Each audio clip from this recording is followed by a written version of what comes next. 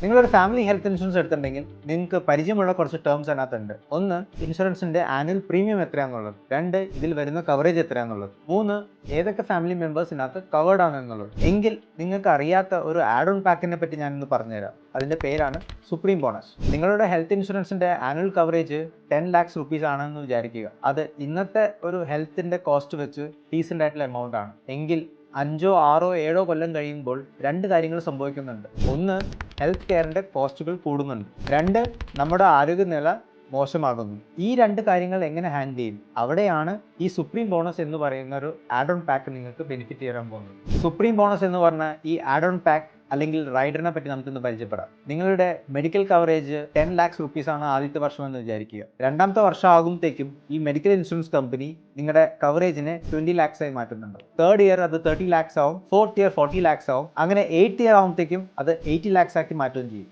അതാണ് എൻ്റെ മാക്സിമം. അടുത്ത തവണ നിങ്ങളൊരു ഹെൽത്ത് ഇൻഷുറൻസ് എടുക്കുമ്പോൾ ഈ സുപ്രീം ബോണസ് പോലത്തുള്ള റൈഡർ കമ്പൽസറി ആയിട്ട് ആക്ടിവേറ്റ് ചെയ്യുക. ഇതുപോലത്തുള്ള സ്മാർട്ട് ആയിട്ടുള്ള ഐഡിയാസ് കിട്ടാനായിട്ട് നിങ്ങൾക്ക് എന്നെ കോൺടാക്ട് ചെയ്യാം.